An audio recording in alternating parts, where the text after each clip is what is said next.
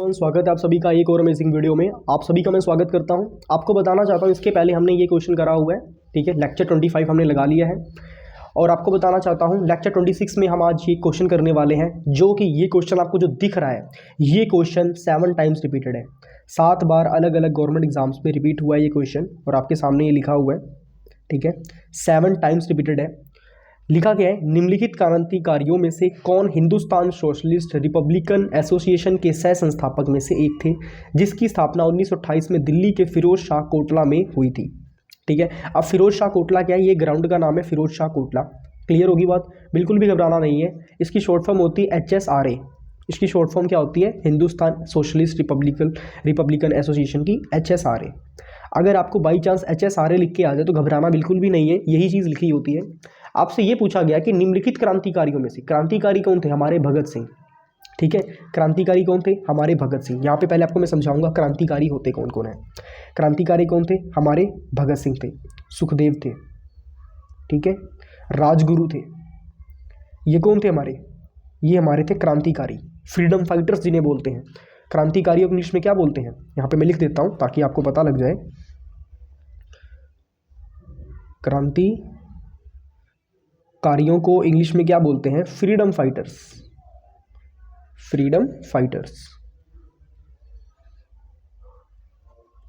इतनी बात क्लियर होगी आप सभी को, आई होप इतनी बात आप सभी को क्लियर होगी। और आपको बस मैं यही समझाना चाहता हूँ, इसमें जो मेन चीज़ है वो ये है क्रांतिकारी वर्ड। अगर आपको ये वर्ड क्लियर हो गया है, आपको पूरा क्वेश्चन समझ आ गया है, बिल्कुल भी घबराने की टेंशन नहीं है। आप बिल्कुल 1 सेकंड के अंदर इसका आंसर कर सकते हो। बस आपको ये समझना है, निम्नलिखित क्रांतिकारियों में से कौन हिंदुस्तान सोशलिस्ट रिपब्लिकेशन एसोसिएशन के सह संस्थापकों में से एक थे, जिसकी स्थापना 1928 में दिल्ली के फिरोज शाह कोटला में हुई थी। बस आपको यही बताना है, इसके ऊपर आपने कुछ देखना ही नहीं है। क्लियर होगी बात सभी को। तो आपको बताऊंगा, सह संस्थापक का मतलब होता है को फाउंडर। तो ये थे हमारे भगत सिंह। कौन थे, भगत सिंह। भगत सिंह, भगत सिंह ने एक गाना भी गाया था, मेरा रंग दे बसंती चोला, समझ रहे हो। और बहुत ही वीर फ्रीडम फाइटर थे ये, ठीक है। और बहुत अच्छी सोच थी, समझ रहे हो। 19-20 साल की एज में इनको 6-7 लैंग्वेज आती थी, समझ रहे हो। 6-7 लैंग्वेज 19-20 साल की एज में आना बहुत बड़ी बात होती है, समझ रहे हो। तो बहुत ही शार्प माइंड था भगत सिंह जी का। और भगत सिंह जी थे, 2 बंदे थे जिन्होंने फिरोज शाह कोटला में स्थापना करी थी। वो कौन कौन थे, पहले तो थे हमारे चंद्रशेखर आज़ाद। कौन थे, चंद्रशेखर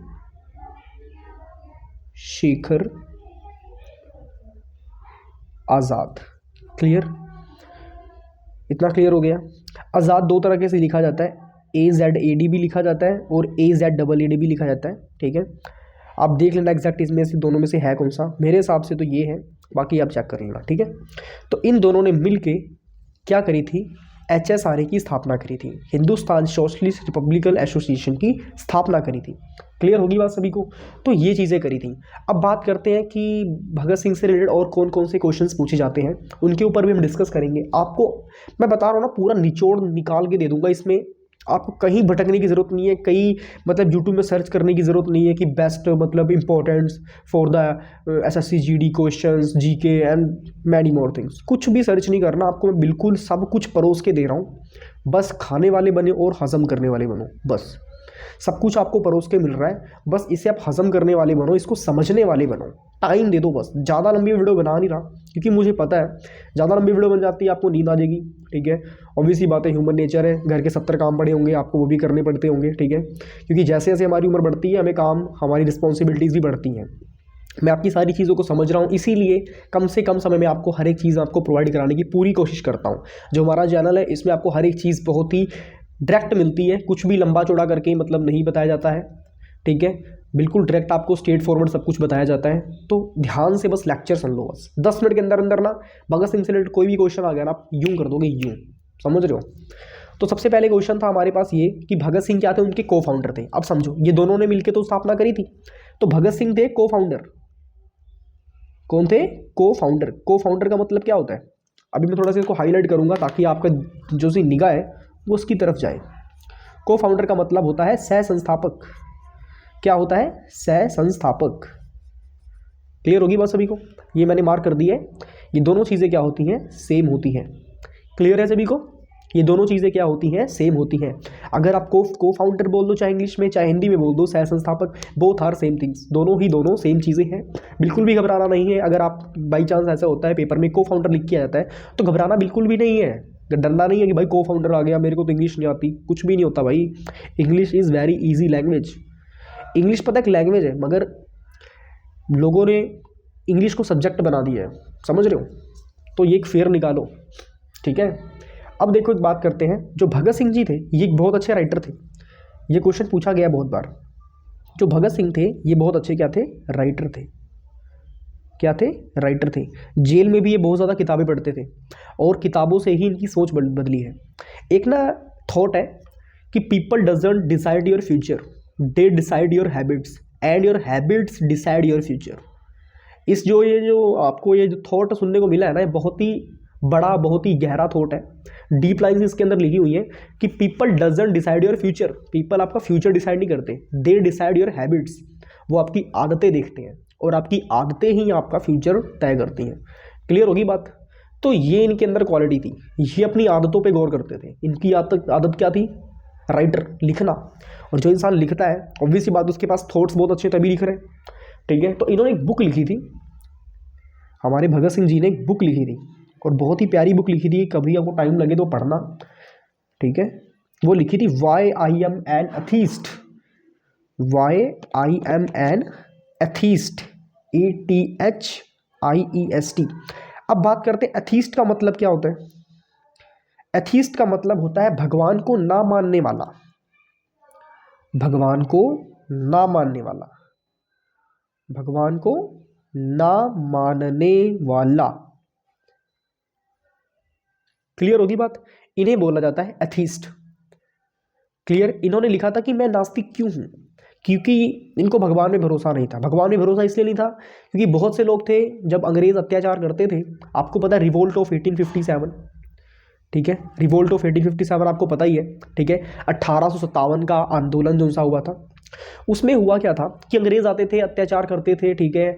मतलब नमक हाई कर देना, नमक का रेट इतना बढ़ा दिया था कि जो से हमारे इंडियंस थे उन बेचारों को बिना नमक की सब्जी खानी पड़ रही थी। आप समझ रहे हो कितना, मतलब इन्फ्लानेशन इतना हाई कर दिया था, महंगाई इतनी हाई कर दी थी कि लोग रो रहे थे और भगवान से प्रे कर रहे थे, भगवान हमें इस संकट से बचाओ। मगर भगवान खुद कहते हैं जो इंसान खुद की हेल्प नहीं करता मैं उसकी हेल्प नहीं करता। तो जो भगत सिंह जी थे उन्होंने फिर सोच लिया कि भाई किसी ना किसी को तो उठना ही पड़ेगा, क्यों ना मैं ही इसकी स्टार्टिंग कर दूं। तो उन्होंने बोला था कि मैं नास्तिक हूँ, मैं भगवान को नहीं मानता, मैं अपने कर्मों पर विश्वास रखता हूँ और मेरे कर्म ही इस चीज़ों को ठीक करेंगे। समझ लगी मेरी बात। आपको शायद पता भी होगा नमक सत्याग्रह आंदोलन भी चला था जिन्होंने गांधी जी ने करा था दांडी मार्च में, ठीक है। तो ये सारी चीज़ें हुई थी। और आपको बताना चाहता हूँ कि जो हमारे फ्रीडम फाइटर्स थे, आजकल लोग इनके बारे में पढ़ते नहीं है, ख़त्म कर दी चीज़ों को। बट आपको बताऊँगा रियल हीरोज़ अगर बात करी जाए ना, ये है रियल हीरोज़, ये हैं, इनसे हमें सीखना चाहिए। हम लोग मूवीज़ देखते हैं, थिएटर्स में जाते हैं, ठीक है, 500-700 रुपये यूँ उड़ा देते हैं। मगर आप एक बार एक किताब उठा के पढ़ना, why I am an atheist, 200-250 रुपये की किताब है, हार्डली बता रहा हूँ, हार्डली 200 या 250, इससे ऊपर तो होगी नहीं भाई। एक बार पढ़ के देखना, आपको इनके थॉट्स पता लग जाएंगे, भगत सिंह जी के थॉट्स पता लग जाएंगे। मगर आजकल हर बंदा ना चमत्कार को नमस्कार कर रहा है, तो चमत्कार को नमस्कार मत करो भाई, इन चीज़ों को पढ़ो। आपके ब्रेन को, आपकी पावर को, आपकी ब्रेन जो आपका ब्रेन कंट्रोलिंग पावर है ना, बहुत ज़्यादा बूस्ट करेंगे इन चीज़ों को। तो इन चीज़ों को पढ़ें। क्लियर। एक बार हम फटाफट से इन चीज़ों को अच्छे से एक बार रिवीजन करेंगे, फिर उसके बाद हम लेक्चर खत्म करेंगे, ठीक है। निम्नलिखित क्रांतिकारियों में से कौन HSRA मतलब हिंदुस्तान सोशलिस्ट रिपब्लिकन एसोसिएशन के सह संस्थापकों में से एक थे, जिसकी स्थापना 1928 में दिल्ली के फिरोज शाह कोटला में हुई थी। क्लियर। 7 बार रिपीट है, पहले बता दिया आपको। तो वो थे हमारे भगत सिंह, वो थे को फाउंडर, और चंद्रशेखर आजाद थे, वो हमारे थे मेन फाउंडर। क्लियर होगी बात।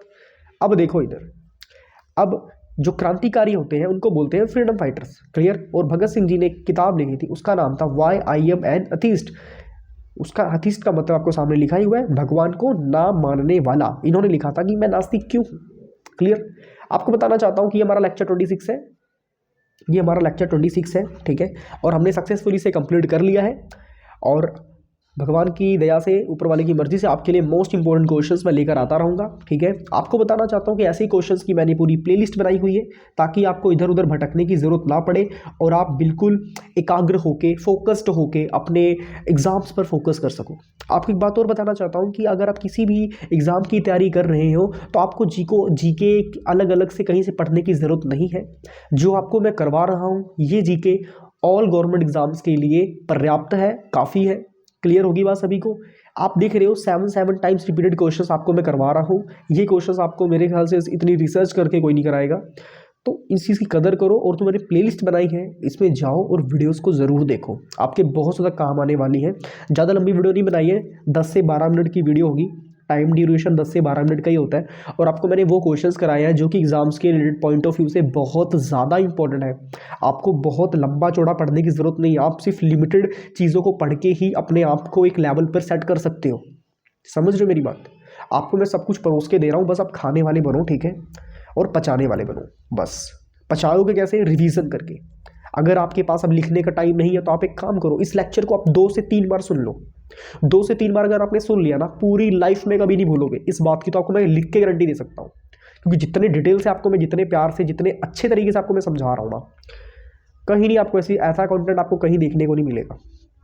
क्लियर होगी बात? अगर आपके पास लिखने का, नोट्स बनाने का टाइम नहीं है तो आप इसे 2x स्पीड में लगा के देखो, 2 से 3 बार आपको अच्छे से याद हो जाएगा। 2 बार में तो अच्छे से हो ही जाएगा। और जो एवरेज स्टूडेंट्स हैं, अगर आपने 3 बार देख लिया, सच कह रहा हूँ, गारंटी देके बोल रहा हूँ, अब भूलोगे नहीं। चलिए मिलते हैं नेक्स्ट वीडियो में। Till then goodbye everybody, take care, अच्छे से पढ़ाई करें, अपनी सेहत का ध्यान रखें, अपने पेरेंट्स का ध्यान रखें। मिलते हैं नेक्स्ट वीडियो में, तब तक सभी को जय श्री राम, राधे राधे, जय बजरंगबली।